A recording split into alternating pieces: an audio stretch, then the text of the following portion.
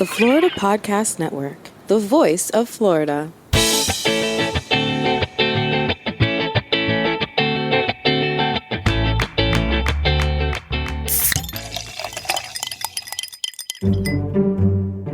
This is Gerard with episode number 35 of Florida's Fresh Mix on the Florida Podcast Network, a random mix of Florida's freshest personalities listening, y'all.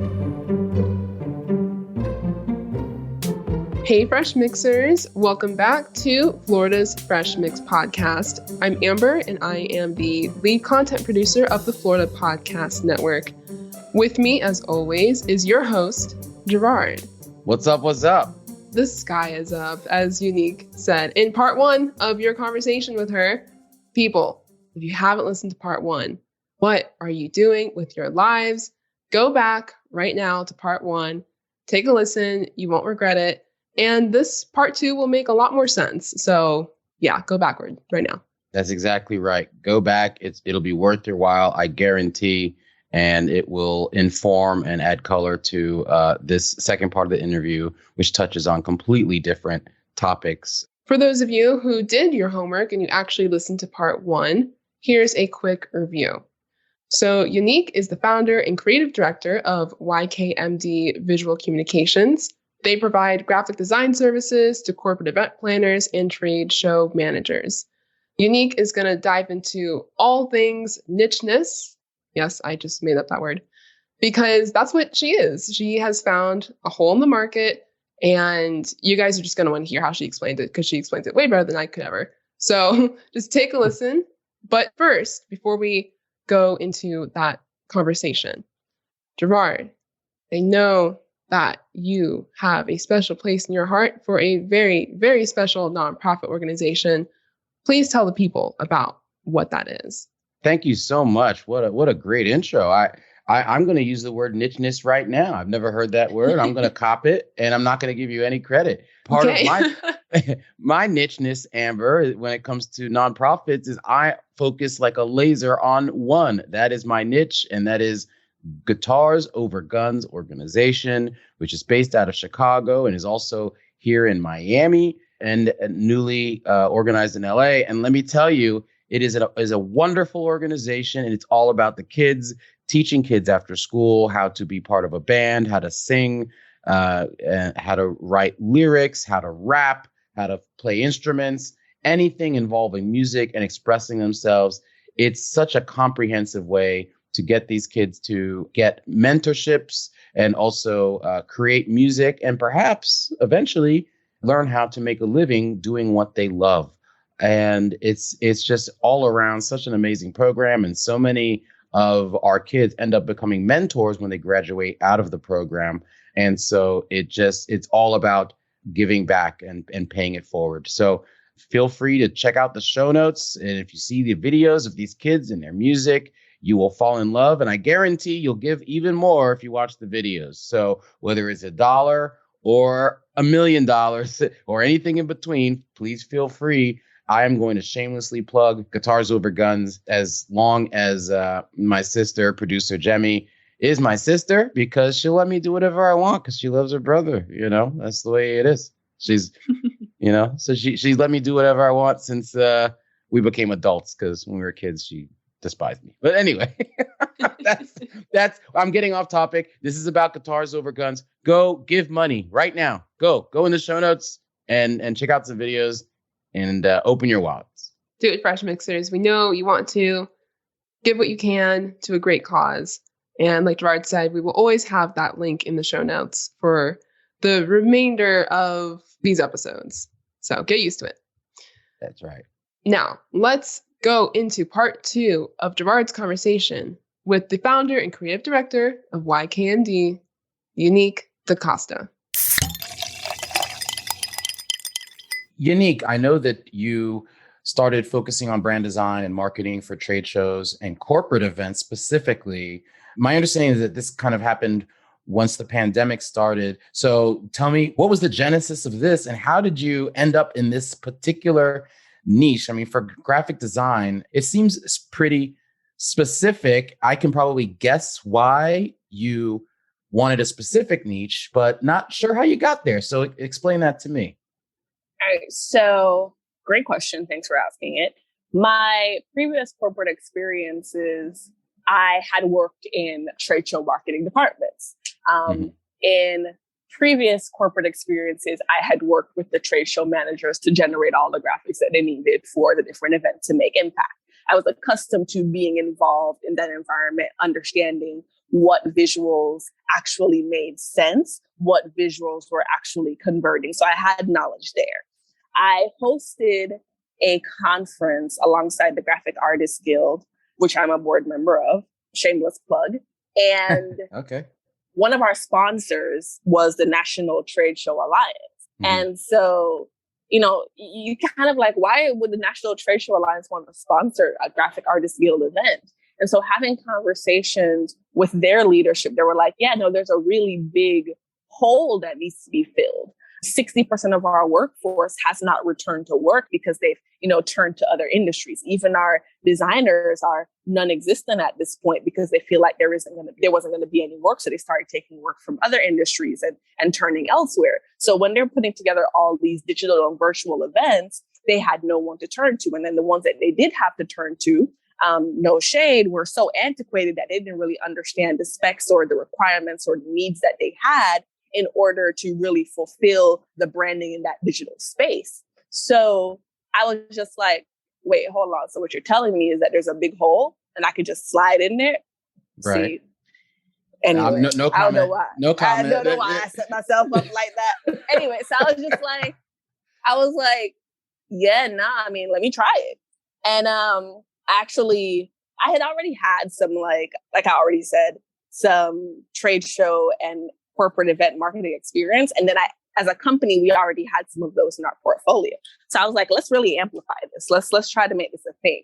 And the first one we really tried it with, in terms of our new offering and really like honing in and focusing the messaging, was the National Trade Show Alliance. Like from that conversation, they became a client of mine. And then from there, it kind of just, whirlwind. And it was just like, all right, well, let's decide that we're going to focus on this. Let's really make this a thing.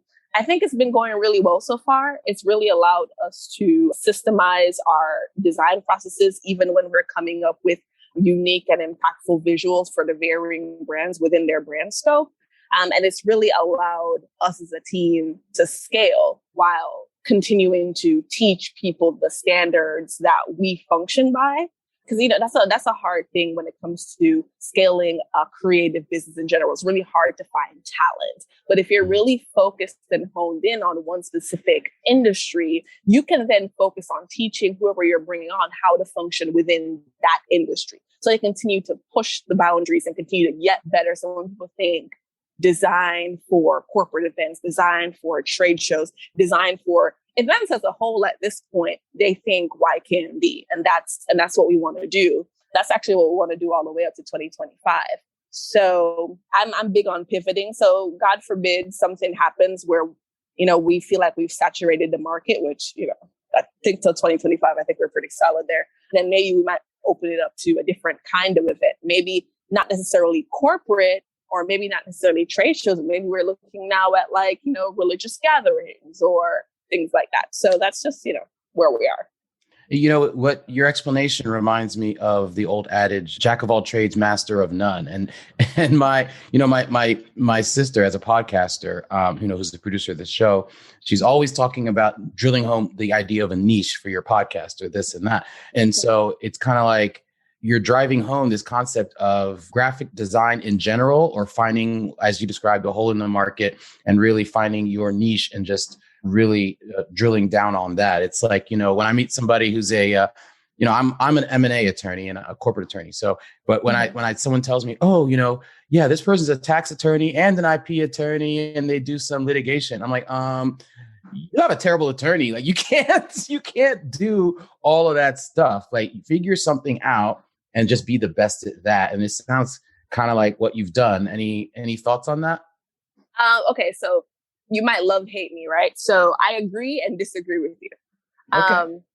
Though we're like focusing within this niche, right? Sometimes somebody would say, well, what do you do for these people? And then I will say, we create all the brand visuals that they would need to increase the visibility of their programming. So that could mean digital graphics. That could mean in like on-site signage. That could mean websites. That could mean landing pages. That could mean Facebook advertising. That could mean Google Click advertising. It's a pretty broad scope there, right? So even though we're niche down in who we're working with, so we could really understand the industry and how our solutions are going to best serve them, what we do for them is really broad. So it's almost this very weird two-edged sword, right? Because there's this thing about that saying that people don't always say, right? There's a jack of all trades is a master of none. But no one ever says the second part, which is, but oftentimes better than a master of one. So even though I wholeheartedly believe in focusing and really honing in and understanding one specific industry, I do believe that you could come up with creative ways to serve that one industry. That's where it comes with the whole, I agree with you and disagree with you simultaneously. But with the whole, I guess, rewinding to when you're talking about from like an attorney perspective, I'm not going to lie. I don't want to go to a corporate attorney who's also a divorce attorney. I'm good. I'm good. However, I would be okay if this divorce attorney focused on divorce in different countries or different regions or different jurisdictions. So I get what you mean, but I just didn't want to like limit it so much. You see how I gave you that layup to kind of be like, listen, all right. You check yourself before you wreck yourself, Gerard. All right. Look, we can do it all. Okay. No, I love that. I'm glad that you gave the second half of that quote, because which also reminded me of how even as an M&A attorney, I have to know something about everything when it comes to business. So it's about knowing what you know and knowing what you don't know, and having the confidence and the wherewithal to know your own limitations, but not being shy about bragging about, look, my talents are broad. Okay. We can do it. We can do it all. Okay. But you have to have the confidence to back it up with performance. Right. Well, yeah, for sure. Yeah. For sure. Like, and that's another thing too. I get some slack, right? Because I don't believe in work on spec, and work on spec is essentially where you do the work, and if they like it, they pay you. I'm not doing that. However, right? And I think this is a thing, and this is advice for people who are like not really like robust in their career, so to speak, or they don't have like robust experience. Everybody has started off their career doing something at a lower price point or for free. That's what internships are, right? I mean, as a matter of fact, you pay to go to college to learn things, to do the work. It's really like you're literally paying someone to do the work and you're not getting any of it. I think it's really important to make sure that you validate your skill set. And how do you validate that if you don't have real world experience? So, in order to get real world experience, you might have to say something like, hey, the average industry rate for this is $5,000. But because you're my first client, I'm going to, do this for you at $1,000. And then you take that and, you might be a little mad about it, right? But you're going to take that, you're going to do your best possible job. And then you're going to format everything that you did for them into a case study. So the next person who comes after that, you say, hey, the industry standard for this is $5,000, but I'm going to do it for $2,500. And they're going to be like, well, have you ever done this before? You're going to say, yes, I did this for this person. This is what I did, and this is the results, and this is what things look like, and da-da-da. And then the next person, you're like, all right, the industry standard is $5,000, but I'm going to do it for you for $4,500. And then they're like, well, why not I just go with the other guy? And they're like, well, these are my results. The other guy has done it, 15 times, but I have 100% results that look like this, and so on and so forth, until you get to the point where you're like, oh, I'm playing with the big boys now. I have proof. I got this. Right. Anywho, that was like a random share. No. That's actually a segue into another point that I wanted to make, which is that, there is a tension, and I love your thoughts on this, but in my experience, since I became a solo practitioner about 11 years ago, there's a tension between trying to offer a better price point, but also knowing your value. And I found over time that the more you press your value, it just works. You don't, as long as you can back it up. And you don't have to be so shy. When you're an entrepreneur and you're starting out, you're a little more shy about whatever. And I think that, and the trick that I've learned is that if you can not only back it up with performance, but also for reasons that have nothing to do with your value add, meaning I could do it for you for less. I've got no overhead, you'll get a better lawyer, and I can charge less because I've got no overhead, I've got no employees, and then I pass those savings on to you. All right. Once again, here we. I really and truly believe that fighting to be the cheapest is a waste of time. Because I 100%. Especially like a conglomerate like Walmart. If I were to own a convenience store, I wouldn't try to compete with those prices. What I would have to do is heighten the value that I'm providing. You're always going to have someone to check you out at the register. You're always going to have someone to be able to help you find something in the store. You're always going to find people that are pleasant. We're always going to provide you with amazing customer service. And those are the things that are going to make people want to pay the $5 more for, my chicken than, whatever it is that they pay at Walmart. So in that same regard, like when it comes to me and my business, and I heard my mom say to one of her friends that she actually referred to me the other day, which again, some irony there. She was like, yeah, my daughter's not the cheapest, but she's really good at what she does. And it's less about even positioning yourself as a commodity, right? Like, because everybody's like, oh, you're a designer. And I'm like, yeah, I'm a designer, but this is what we do. Right? Like these are the things that we're providing for you that other designers just won't even have to think about. Number one, because we're a team, right? Like you get different points of view when designs are being reviewed. So everything is going to impact different people differently. Ha ha ha ha. Just love my vocabulary today. And so you get like this wide range of feedback from our team. That's number one. Number two, you don't have to worry about if we don't have the bandwidth to handle what you're throwing our way, because again, there are enough, hands, feet, toes, whatever, to make something happen. And then we all have different kinds of skill sets. So there's never going to be some like weird burnout. And then there's also the mere fact that like our communication tools, something that our clients always talk about, which, that's exactly why I keep them and have them and maintain them, is that we communicate really well. So we have, a project management platform that all of our clients get access to. Clients have a problem with designers ghosting them or them not knowing when something's going to be due or when something's going to be finished. They don't have to worry about that with us. They don't have to worry about if they want to shoot us a message at 3 a.m. We might not respond, but they have access to a Slack channel where they can talk to us at any time. And Slack is another communication tool that we have. So we may do some over communicating, but it's fine. And so those are the things that people don't have to worry about. I had a client actually call me, I think it was Saturday. He was like, and he does a lot of like events in Miami, like massive events. He was like, Yanique, we need some promo material. And I just said, all right, cool. And like literally I moved it to the board. Then he texted me back and he was like, yo, man, never mind. And then he leaves me this voice note. Because, on Slack, you can like leave like these lengthy voice notes. So he leaves a voice note. He's like, the designer just emailed me and how much time I follow up with it, but him do respond to that. Like that's like a common frustration. And I mean, I didn't exactly just say that's why you shouldn't have went to him in the first place. But like, I really wanted to be like, well, that's why you should have stuck with us in the first place, buddy. But if people try to spread the love, and I'm okay with that, right? Because there's enough money for everybody to eat, right? So like, I'm not mad at anybody, but like, if you don't want to have to deal with certain things, that's what you come to us for. Just to be clear, I'm all about having a deal team. I wasn't using my example as something that I'm not saying that that's the way practicing law should be done. Okay.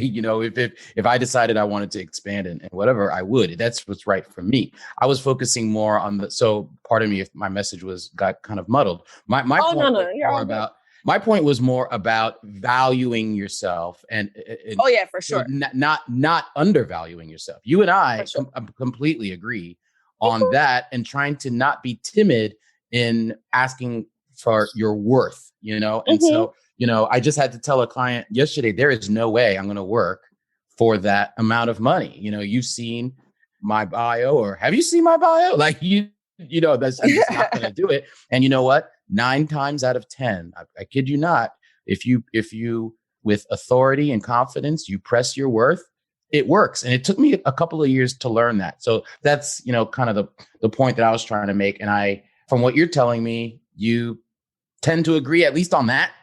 Yeah, for sure. All right. We're in agreement. All right. Violent agreement. All right. Sounds good. Now, how do you attract your clients? So we do a lot of digital marketing.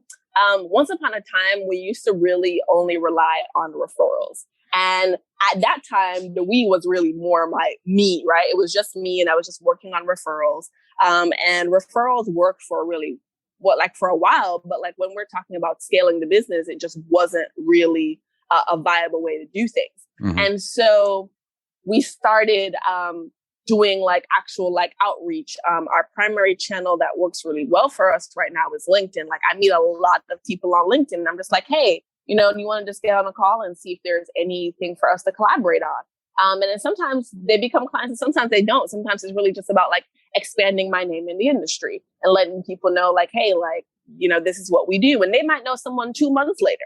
And that might become a referral, but it's really, we do a lot of outreach. We've more so recently started doing some LinkedIn ads, which has also been interesting. And LinkedIn ads tend to be a lot more expensive than like Facebook ads or like Google Click ads, or even or the Google Exchange ads. But for us, the return on investment makes a lot more sense. So even though we may pay like $40 for a lead, that $40 lead, turns into a $15,000 project. So who cares? So yeah, those are some of the primary ways right now. Just doing like a lot of digital marketing. We do email marketing campaigns. We do a lot of like cold outreach. And I guess cold is not even really the word, but like we just reach out to people and we're like, hey, listen, we don't know, maybe there's some value that we can add to you. You want to just jump on the call and chat, and we'll just have a conversation. And we don't try to sell them anything. We're just like, okay, this is what you are doing. This is what you're not doing. This is what you could be doing. And they'll be like, oh, well, can you do that? And then I'll be like, yeah, I can. Mm-hmm. And then, we just run it from there. Not to cut you off, but my impression is that you're like clearly like a digital online guru. And how does that, can you do like online trade shows? I mean, my dad was in the beer business, and we used to go to these conventions, and they were, I don't know, they were amazing. You got to meet people, everyone had a booth, and we got a ton of candy and cool stuff. My sister and I, we were young kids, but it was the in-person nature of it that, those are really great memories. We travel together and go to these things. Can you do that? Given the pandemic and the technology these days, can you do those things digitally? Absolutely. So there are definitely, and again, great question. And like I was telling you earlier, like that's one of the nuances that were lost on a lot of the designers. They felt like there was not going to be any room for them in the industry anymore because we're basically locked in the house for, well, depending on what state you were in, for almost 2 years. If you were in Florida, it was just not in my state. But like, it's not going to be the same, right? Like, it's never going to be identical, but you can do some things to emulate those experiences. Number one, there's no hotel, so there's no overhead of that. There's no gas. All right, cool. So maybe the company can afford to get us some more visibility. So sometimes when you're doing these virtual events, people might decide to do like a higher tier sponsorship. And what that means is that attendees, even though they're attending virtually, might get things shipped to their home. So they might get cocktail packages, because, you go to these conferences, and, one of the biggest things is like, drink it up. So they might get cocktail packages to like follow along with a mixologist during like a break, or there might be a DJ and, everybody might be told to turn on their camera and, dance off kind of thing. A speaker might be presenting and you're able to interact with them even more in the chat, something that you might not have actually been able to do at a conference. Because who actually wants to raise their hand? Sometimes, you're really shy and timid, even though I might get up and raise my hand and ask my question all loud and proud. Well, you ain't shy, so you're not like everybody. Right. But a lot of other people might not do that, right? They may feel like they sound stupid. Now they can type out their question and delete it if they don't like it, or rephrase it and press send. So there are a lot of advantages and also disadvantages, right? There's some people who really just want to shake hands, but you can definitely emulate a lot of the connection and the networking aspects of virtual conference It's just that you have to think outside the box. You have to be willing to experiment, willing to try things, willing to take feedback and criticism. Because, I mean, if it's something that you're doing for the first time, you're going to have to, take some criticism, and it's okay, Right. Nothing tried, nothing done. Well, we've all had to get creative in the last couple of years because of COVID, et cetera. And those are some ideas I would have not thought of. I mean, it's not my business, but that's impressive. That's impressive. So listen, here's my last question for you. And this is totally random. This is a question just for me because I'm personally curious. Okay. And it's totally random. All right. Okay. All right. I'm ready. I saw some pictures of you. When does a pleasant question ever start off with? I can't wait to hear the rest. No, I'm ready. It's not bad. I saw some pictures of you in Washington, D.C. with it looked like Senator Kennedy. I'm such a political nerd. I knew who it was as soon as I saw them. I'm one of those people. So with Senator Kennedy and other lawmakers, and you were wearing some slick kicks, I must say. What was that all about? So that was a lobbying trip that I was a part of. Circle back a little bit. So being a board member of the Graphic Artists Guild means advocating for our members. The Graphic Artists Guild started as a trade association. Oh, that's not true. As a union, as a labor union, is now a trade association. And it's our responsibility as board members to basically fight for the rights of our members. Something that happens a lot in this digital age is that people feel like it's okay to take my work and use it how they see fit because it's just a drawing, right? It's just a picture, like no big deal. And so, someone might say, oh, I'm going to take Yanique's whatever, and I'm going to make a t-shirt and they're going to sell it. And then Yanique gets no money from it. And I can't license my artwork to, Walmart because someone else is already selling it and Walmart wants to buy exclusive rights, but I can't sell it to them now because some dirt decided to sell it, off the back of their truck or whatever. So that entire trip was really about advocating for the rights of other graphic artists and really just bringing light to some of our biggest challenges when it comes to defending our copyright and just what copyright infringement is. And so we were actually successful in our lobbying efforts because we were actually able to have our bill passed.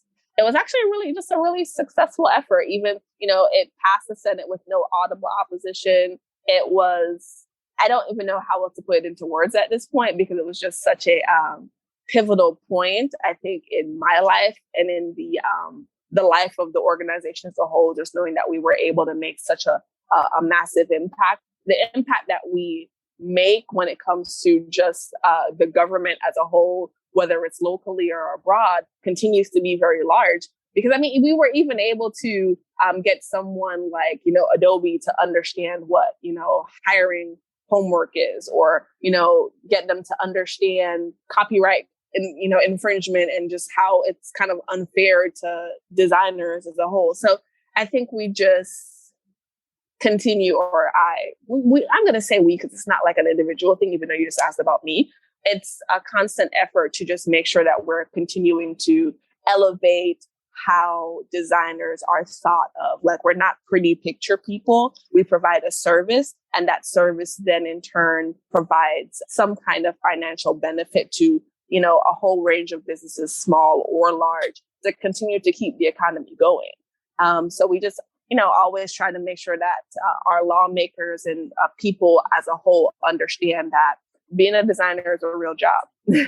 Yeah, it's pretty daunting these days, particularly in the tech and internet age that we live in. That how often people just will just take an image, and a lot of it is quite honestly, it's innocently. They just don't understand copyright and whatnot, and I'm just there's so many free images out there. You might be taking an image that's going to get you in trouble when you could really just use another one, right? But then there's also the other aspect of it, which I think is just very simple. People should be rewarded for their work. It's your brainchild. I can't just, it could have taken you, I don't care if it took you a minute to draw something up or 5 years or whatever, it's yours, and you deserve to be rewarded for it. And so I totally get it. So here's the thing about that too, right? Like, number one, that's why the recommendation is always to start with a cease and desist letter, because, sometimes people really just don't know, right? Yeah, so like, it's innocent. let's inform them. Let's assume that they don't know. So let's inform them. But then the second thing is, and then you can find a lawyer like me who'll do it for a really reasonable rate. Letter. We got to get you into our graphic artist guild database, but we'll talk about that another day.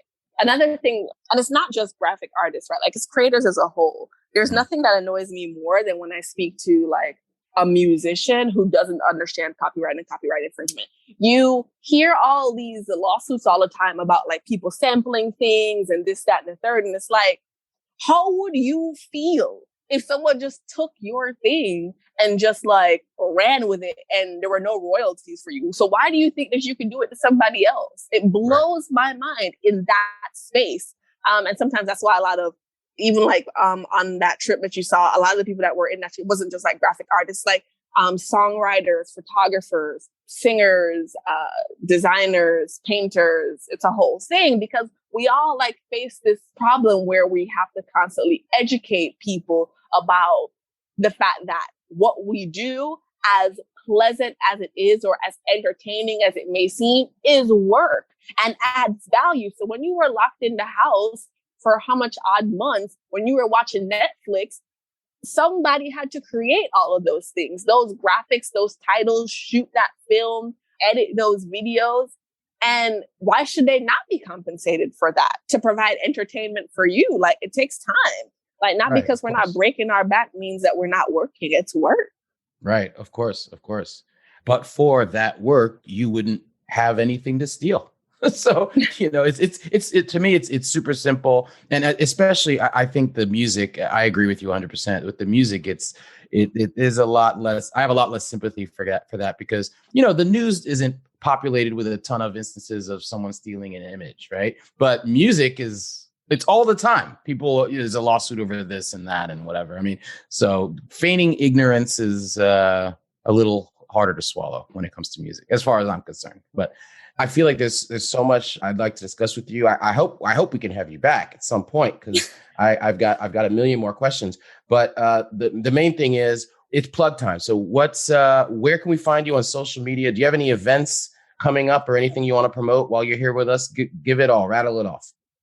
All right. So you can find me online on all the different social stuff at Yanni Does Stuff. So Y is in yellow, A is in apple, N is in Nancy, I is in igloo, does, DOES, and then stuff. So that's 2 S's, right? And you can also find me on LinkedIn. You can, shoot me a LinkedIn message. I'll survey you and then decide if I'll, do the accepting thing. Or you can write me a really great message that should convince me I should add you as a connection. In terms of any events coming up, no. However, if you are in the corporate event space, or if you are in the trade show management space and you would like to have some semblance of understanding if your brand is going in the right direction, or if you want to get some advice on where you should go next, then you could shoot me a message on any one of those platforms, or you could head over to my website at YKMD.com and submit a time to speak with me for 15 minutes. And I will, give you the best feedback I could possibly give you within that time. That sounds great. All right. So listen, everybody, I'm extremely happy. You've dropped some nuggets of wisdom and experience, and you're an artist who has done her thing and done it the right way. And so I look forward to following your journey and hopefully having you back. Thank you so much for your time and your stories, Yanique. Thank you for having me. And it was a really great conversation. And hopefully I will be back.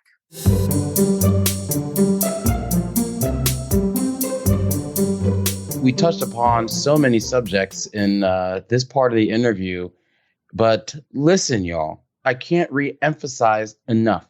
And I know we went into this because it meant so much to me, and I know it meant so much to Yanique, and we agreed 100% on this issue. You have to recognize your value, market your value, and charge what you're worth. I made this mistake for a hot minute when I ventured out on my own. as a solo practitioner in the law. And I was undercharging. And particularly based on my resume and my experience, I have no clue why I was so shy. Don't be shy.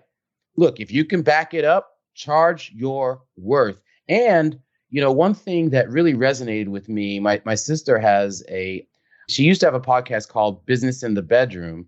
And now it's called Podcasting Your Brand. So you can go look up the old episodes and the new episodes. And one thing that really resonated that my sister said to me and I learned from is that sometimes it works against you to not ask for your worth. Because people look at you and they're like, why are you not charging more? I've got other people that are charging me this and that. They must be really good or offer something you don't, or for whatever reason. You have to have conviction and make sure that as long as you can back it up, you know what your talents are more than anybody else. If you can back it up, then ask for your worth.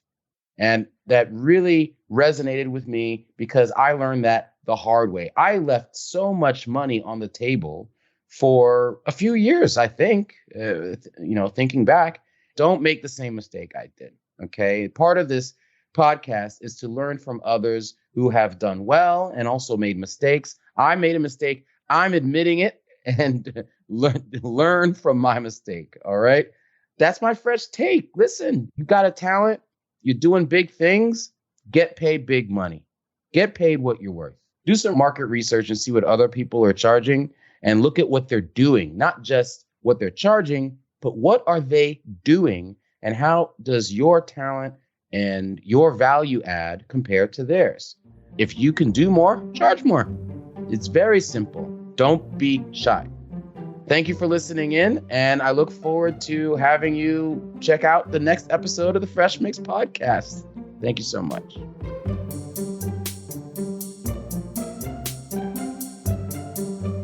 For details and show notes about today's show and our guest, go to freshmixpodcast.com.